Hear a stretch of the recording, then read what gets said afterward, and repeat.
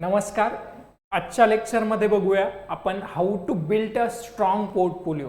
एक चांगला पोर्टफोलिओ कसा बिल्ड करायचा ते आपण बघूया.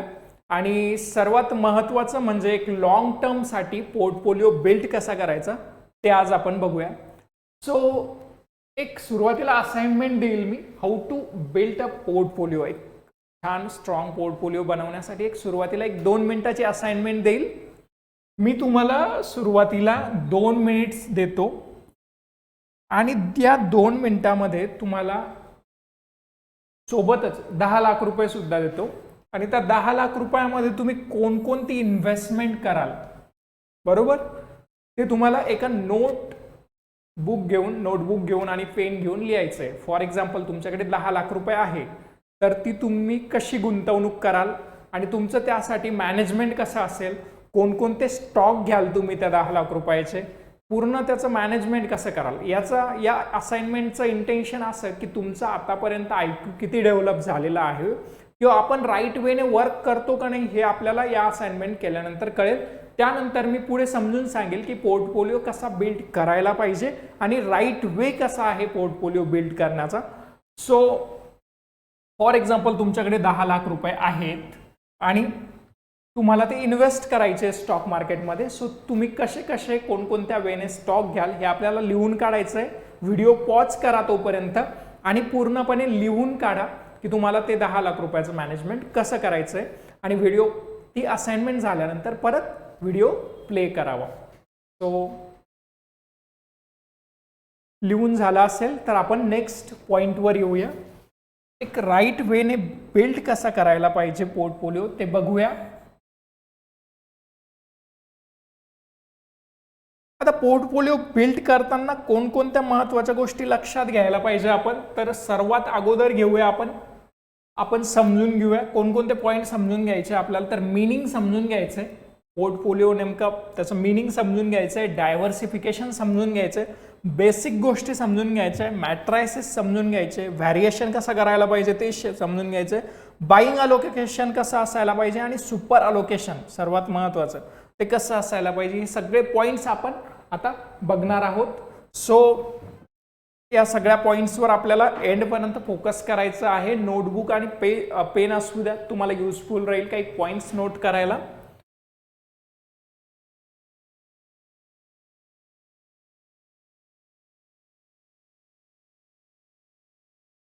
सो सर्वात महत्त्वाचं म्हणजे मीनिंग मध्ये बघूया. Meaning portfolio. आता मीनिंग सर्वात महत्त्वाचं, कोणत्याही मार्केटमध्ये किंवा बिझनेसमध्ये रिस्क फॅक्टर असतो. आता रिस्क फॅक्टर कसा काम करतो, तर रिस्क 4 पद्धतीने आपण ॲक्सेप्ट करू शकतो. फर्स्ट थिंग, 4 पद्धतीने आपण रिस्क सोबत डील करू शकतो. सो फर्स्ट थिंग आहे रिस्क ॲक्सेप्ट करू शकतो. ॲक्सेप्ट करणं म्हणजे काय, तर आता 10 लाख रुपये आहे आपल्याकडे आणि ते इन्व्हेस्ट करायचे स्टॉक मार्केटमध्ये. याचा अर्थ रिस्क आपण ऑलरेडी ॲक्सेप्ट केलेली आहे, स्टॉक मार्केटची रिस्क ॲक्सेप्ट केलेली आहे. दुसरी गोष्ट, आपण रिस्क रिड्यूस करू शकतो, रिस्क कमी करू शकतो, जेवढी रिस्क आहे तेवढी. तर डिसिप्लिनचा एक पार्ट रिसेंटली लेक्चर बघितलं असेल. तिसरी गोष्ट, रिस्क आपण ट्रान्सफर करू शकतो आणि चौथी गोष्ट अवॉइड करू शकतो. या 4 पद्धतीने आपण रिस्क सोबत डील करू शकतो. एक तर रिस्क ॲक्सेप्ट करता येते, रिड्यूस करता येते, ट्रान्सफर करता येते किंवा अवॉइड करता येते. या 4 वेने आपण रिस्क सोबत वर्कआउट करू शकतो. सो आता नेक्स्ट बघूया आपण रिस्क कोणकोणत्या प्रकारच्या असतात आणि रिस्क सोबत आपण रिस्कला अवॉइड कसं करू शकतो, ट्रान्सफर कसं करू शकतो.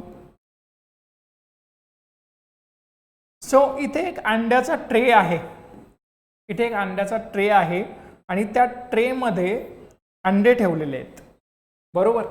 असं ॲझ्युम करू की आपण या ट्रेमध्ये 100 अंडे आपण ठेवलेले आहेत. सो एका ट्रेमध्ये आपण 100 अंडे ठेवलेले आहेत आणि तो ट्रे घेऊन एखादा व्यक्ती जातोय.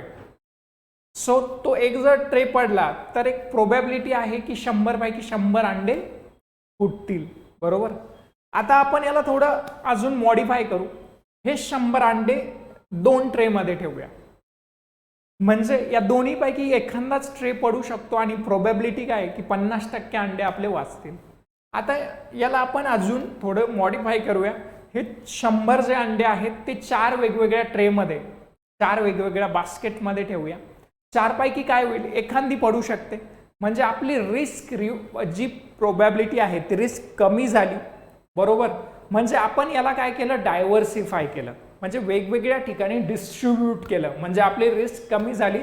एखादा ट्रेड पडू शकतो आणि 25% आपला लॉस होऊ शकतो, पण 75% आपण कम्प्लिटली रिस्क अवॉइड केलेली आहे, रिड्यूस केलेली आहे. सो नेक्स्ट बघूया, नेक्स्ट स्लाइडमध्ये रिस्कचे प्रकार कोणकोणते असतात.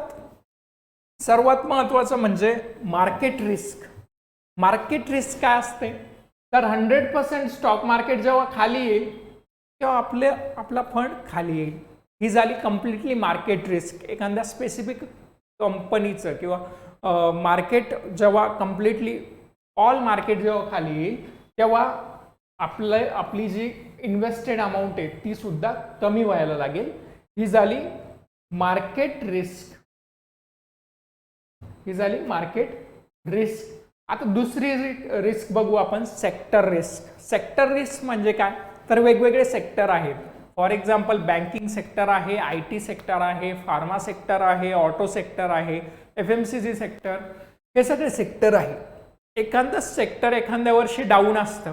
फॉर एक्झाम्पल एखाद्या वर्षी फार्मास्युटिकल सेक्टर डाऊन असतं, एखाद्या वर्षी ऑटो सेक्टर डाऊन असतं.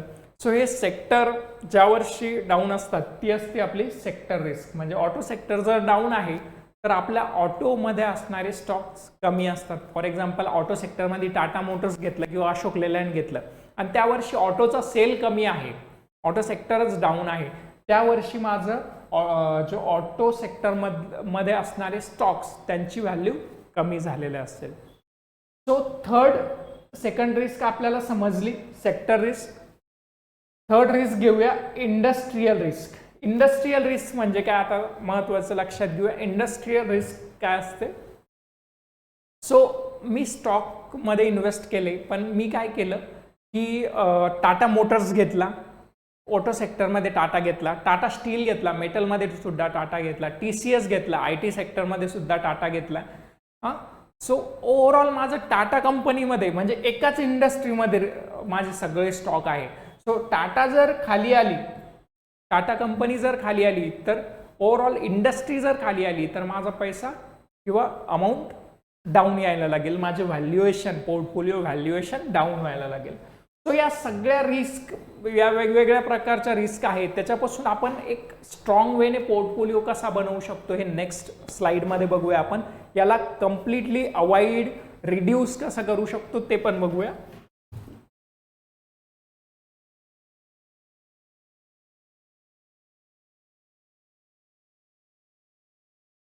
सो आता डायव्हर्सिफिकेशन सगळ्यात महत्त्वाचा पॉईंट आहे. डायव्हर्सिफिकेशन, याकडे महत्त्वाचं लक्ष द्या. नोटबुक आणि पेन असू द्या, सो तुम्हाला परत रिवाईज होईल, रिव्हिजन होईल. सो आता इथे आपण मार्केट कॅपिटलायझेशन सुरुवातीच्या लेक्चरमध्ये बघितलं होतं, लार्ज कॅप, मिड कॅप आणि स्मॉल कॅप, आणि इकडे आहे ऑल सेक्टर्स. सो सर्वात पहिले आपण घेऊया डायव्हर्सिफिकेशन किंवा पोर्टफोलिओ कसा असायला पाहिजे, त्याला मॅनेज कसं करता आलं पाहिजे.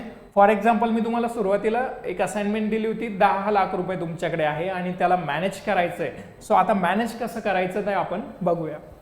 सो बँकिंग सेक्टर, आता बँकिंग सेक्टरमध्ये मला इन्व्हेस्ट करायची आहे, त्याच्यानंतर त्याला सेक्टर वाईज डिवाइड करायचं. Auto sector, FMCG sector, IT sector, metal, pharma and other. So banking सेक्टरमध्ये काय करायचं आहे मला, बँकिंग सेक्टरमध्ये मी लार्ज कॅप बँकेत काय करेल, इथे फॉर एक्झाम्पल मला बँकिंग सेक्टरमध्ये 1 लाख इन्व्हेस्ट करायचं आहे. थोडंफार व्हॅल्यू जी आहे ती प्लस मायनस तुमच्या ॲडजस्टमेंटनुसार तुम्ही याच्यात करू शकता. सो मी जस्ट एक ओव्हरव्ह्यू किंवा पर्सेंटेज वाईज तुम्हाला सांगतोय, व्हॅल्यू तुम्ही थोडीफार प्लस मायनस करू शकता. सो बँकिंग सेक्टरमध्ये मी लार्ज कॅप ज्या बँक आहे, लार्ज कॅप म्हणजे इंडियातल्या सगळ्यात महत्त्वाच्या bank like SBI is strong bank आणि त्याच्यावर आपण ट्रस्ट ठेवू शकतो. SBI आहे, कोटक आहे, HDFC आहे, ज्या लार्ज कॅप बँक आहे त्याच्यामध्ये मी 60,000 रुपये इन्व्हेस्ट करणार. आता बरेच लोक काय करतात, तुमच्याकडे 4, 5, 10 लाख रुपये ते एका स्टॉकमध्ये इन्व्हेस्ट करतात आणि तो स्टॉक जर खाली आला तर त्यांचं कंप्लीट कॅपिटल खाली येतं, त्यांचं कम्प्लिटली व्हॅल्युएशन खाली येतं. सो आपल्याला काय करायचं आहे, ही एक महत्त्वाची मिस्टेक्स करतात आणि त्याच्यामुळे आपल्याला डायव्हर्सिफिकेशन असणं खूप महत्त्वाचं आहे. आता लार्ज कॅपमध्ये फॉर एक्झाम्पल SBI मध्ये मी 60,000 रुपये लार्ज कॅप बँकिंगमध्ये 60,000 रुपये इन्व्हेस्ट केले. मिड कॅपमध्ये मी टाकणार 25,000 रुपये, बरोबर, आणि स्मॉल कॅपमध्ये 10,000 रुपये टाकणार, बरोबर. सो आता मला एक तुम्हाला प्रश्न पडला असेल, लार्ज कॅपमध्ये जास्त का, मिड कॅपमध्ये कमी का, आणि स्मॉल कॅपमध्ये त्यापेक्षाही कमी का? आता लार्ज कॅप ज्या बँक आहे त्या खूप जास्त स्ट्रॉंग असतात, खूप भरपूर वर्षापासून त्या मार्केटमध्ये आहे, त्यांचा बिझनेस जास्त आहे, प्रत्येक वर्षी बँक ह्या प्रॉफिटमध्ये आहे. त्याच्यामुळे आपल्याला लार्ज कॅप आणि मोठ्या महत्त्वाच्या बँकेमध्ये जास्त पैसे आपण इन्व्हेस्ट केले, त्यांचे जास्त स्टॉक घेतले. मिड कॅप म्हणजे स्मॉल बँक, मिडल लेवलच्या ज्या बँक आहेत त्यामध्ये आपण थोडी अमाऊंट इन्व्हेस्ट केली. आणि स्मॉल कॅप म्हणजे ज्या स्मॉल बँक आहे त्याच्यात रिस्क खूप जास्त आहे. समटाईम्स स्मॉल कॅपमध्ये रिस्क जास्त असते, रिवॉर्ड पण जास्त असतो, त्यामुळे आपण स्मॉल कॅपमध्ये फक्त 10,000 रुपये इन्व्हेस्ट केले. अशा वेने आपण लार्ज कॅप, मिड कॅप आणि स्मॉल कॅप कंपनी, ज्या छोट्या कंपन्या आहेत त्यामध्ये थोडेच पैसे इन्व्हेस्ट करायचे, कारण त्यांचा एक बिझनेस सुरुवातीच्या फेजला असतो. समटाईम बिझनेस फॉल होण्याचे चान्सेस पण तिथे भरपूर असतात, ते सुद्धा अभ्यास करूनच आपण स्टॉक घ्यायचा आणि स्मॉल कॅपमध्ये थोडीच अमाऊंट इन्व्हेस्ट करायची. अशा वेळीच ऑटो सेक्टर आहे. ऑटो सेक्टरमध्ये मी लार्ज कॅप टाटा मोटर्स किंवा आयशर मोटर्स ह्या ज्या लार्ज कॅप कंपनीज आहे ऑटो सेक्टरच्या, त्यामध्ये मी करेल 50,000 रुपये इन्व्हेस्ट. त्याच्यानंतर मिड कॅपमध्ये करेल मी 20,000, बरोबर, आणि लार्ज कॅपमध्ये करेल 7,000, मिड कॅपमध्ये करेल 20,000 आणि स्मॉल कॅपमध्ये करेल 7,000. या वाईज मी माझं डिस्ट्रीब्युशन असायला पाहिजे ओव्हरऑल यामध्ये. आणि डिस्ट्रीब्युशन असताना या सगळ्या गोष्टी याच्यात प्लस मायनस तुम्ही व्हॅल्युएशन करू शकता. मी एक डेमोसाठी ही व्हॅल्यू देतोय, बट याचं जे पर्सेंटेज आहे या रेशोमध्ये असायला हवं. सो IT आहे, मेटल आहे. मेटलमध्ये मी लार्ज कॅपमध्ये 25% करेल, मेटलमध्ये थोडी कमी इन्व्हेस्टमेंट मी करेल, बरोबर. स्मॉल कॅपमध्ये, मिड कॅपमध्ये 10,000 करेल, बरोबर, आणि त्याच्यानंतर 5,000 रुपये स्मॉल कॅपमध्ये करेल. या हिशोबाने माझी इन्व्हेस्टमेंट असायला पाहिजे. फार्मा, IT, FMCG हे सगळे जे सेक्टर आहे, फायनान्स आहे, त्यामध्ये माझं पूर्णपणे डायव्हर्सिफिकेशन इन्व्हेस्टमेंटमध्ये असायला पाहिजे. आता नेक्स्ट घेऊया ऑदरमध्ये. ऑदर काही इन्व्हेस्टमेंट आहे त्या वाईज तुम्ही करू शकता, ऑदर सेक्टर काही असेल तर. त्याच्यानंतर कॅश. ओव्हरऑल माझी कॅश माझ्याकडे असायला पाहिजे 10 लाखापैकी माझ्याकडे कॅश असायला पाहिजे 3 लाख. 3 लाख हे माझ्याकडे कॅश रिझर्व असायला पाहिजे. इथे जे आहे ते 7 लाख माझी इन्व्हेस्टेड अमाऊंट पाहिजे फक्त. ही इन्व्हेस्टेड अमाऊंट जी आहे ती 7-7.5 लाख असायला पाहिजे. त्याच्यानंतर कॅश माझ्याकडे असायला पाहिजे 2.5 ते 3 लाख. आता हे 2.5 ते 3 लाख कॅश का ठेवायची आपल्याला, तर एखादी अपॉर्च्युनिटी आली, फॉर एक्झाम्पल मार्केटमध्ये डेली नवीन अपॉर्च्युनिटीज येतात. सो अपॉर्च्युनिटीज आल्यानंतर माझ्याकडे एक्स्ट्रा फंड पाहिजे ती अपॉर्च्युनिटी ग्रॅब करण्यासाठी. सो माझ्याकडे सेक्युअर फंड 2.5 ते 3 लाख पाहिजे, तो मी रिझर्व ठेवील, कारण नवीन एखादी अपॉर्च्युनिटी आली तर मी त्याच्यात इन्व्हेस्ट करता यायला पाहिजे. सो अशा वाईज आपला सगळा पोर्टफोलिओ, या पद्धतीने आपला पोर्टफोलिओ डेव्हलप असायला पाहिजे. या पद्धतीने आपण पोर्टफोलिओ डायव्हर्सिफाय करायला पाहिजे. म्हणजे आपण सगळ्या सेक्टरमध्ये अमाऊंट इन्व्हेस्ट करतोय आणि लार्ज कॅपमध्ये सुद्धा आपली अमाऊंट आहे, मिड कॅपमध्ये सुद्धा आहे आणि स्मॉल कॅपमध्ये सुद्धा आहे. या वाईज सगळ्या सेक्टर्समध्ये आणि सगळ्या कॅपिटलायझेशननुसार आपलं डायव्हर्सिफिकेशन या ठिकाणी झालेलं आहे. त्याच्यामुळे समजून घ्या ऑटो सेक्टर खाली आहे तरी आपले बाकीचे जे सेक्टर आहेत ते वरती असतात आणि आपला जो पोर्टफोलिओ ओव्हरऑल जी इन्व्हेस्टेड अमाऊंट आहे त्यापेक्षाही आपण प्लसमध्ये असतो. या वाईज आपली जी इन्व्हेस्टेड अमाऊंट आहे ती ऑलवेज प्लसमध्ये असतो. या वाईज आपण पूर्णपणे इन्व्हेस्टमेंट करू शकतो. This is the nice way to invest and diversification is most important. प्रत्येक बिझनेसमध्ये, प्रत्येक इवन अंबानी सुद्धा वेगवेगळ्या बिझनेसेसमध्ये डायव्हर्सिफाय करतात. सगळाच पैसा एका बिझनेसमध्ये ते लावत नाही. ते टेलिकॉममध्ये सुद्धा आहे, ते ऑइल अँड गॅसमध्ये सुद्धा आहे आणि मेनी मोर, इवन क्लोदिंग वगैरे सगळे. आता तुम्ही सेक्टर नंबर ऑफ आहे 100 ते 150 बिझनेसमध्ये त्यांचं डायव्हर्सिफिकेशन असतं.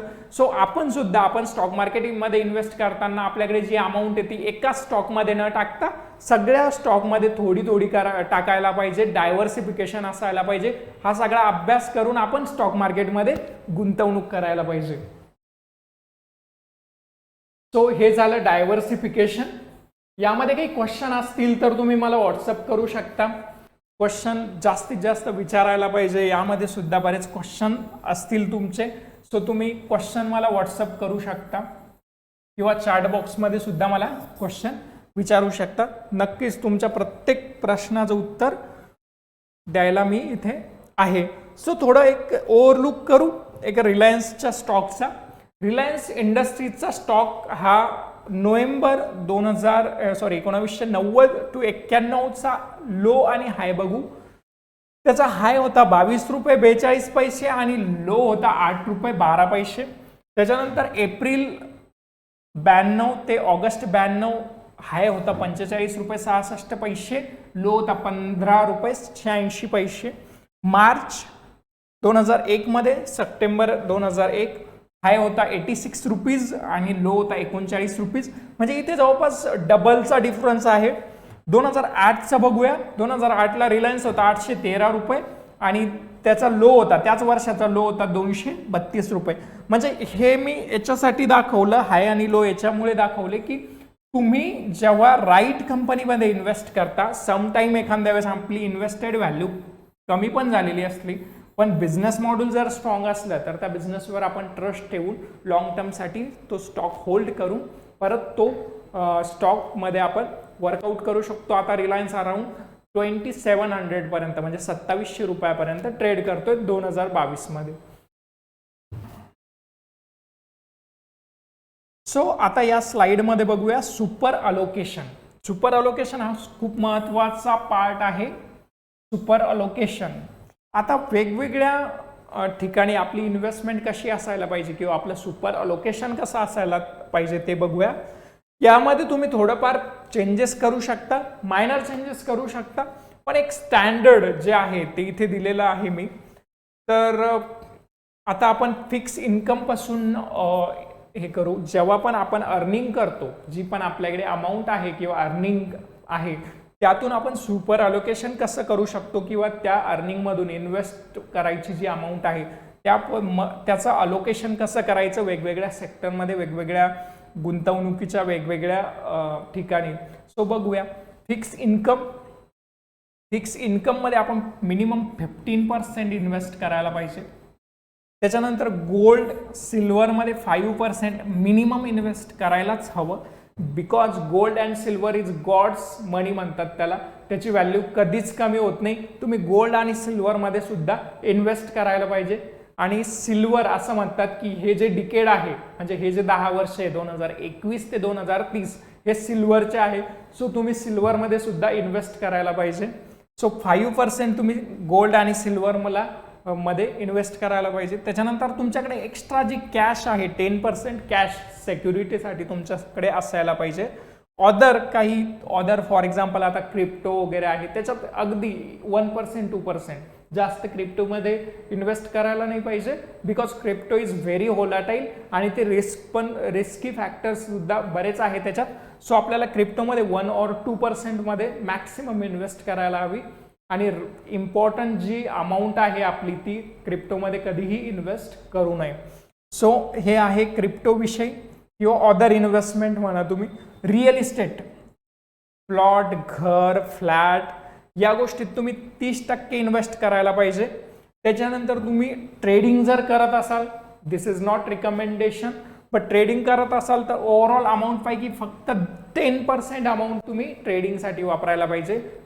मॅक्सिमम 10% वापरायला हवी, त्यापेक्षा जास्त अमाऊंट ट्रेडिंगसाठी वापरू नये. आणि स्टॉक मार्केटमध्ये 25% पर्यंत तुम्ही ओव्हरऑल इन्व्हेस्टमेंट करू शकता. This is super allocation. या वेने तुम्ही सुपर अलोकेशन करू शकता. याच्यामध्ये थोडंफार पर्सेंटेजचं प्लस मायनस तुम्ही तुमच्या ॲसेट मॅनेजमेंटनुसार किंवा तुमच्या ओन स्टडीनुसार थोडंफार प्लस मायनस करू शकता. This is all about super allocation. So याबद्दलही काही क्वेश्चन तुमच्या मनामध्ये असतील, सुपर अलोकेशन विषयी काही डिस्कस करायचं असेल तर you can call me on my number. अजून काही क्वेश्चन असतील तर तुम्ही डेफिनेटली मला कॉल करू शकता.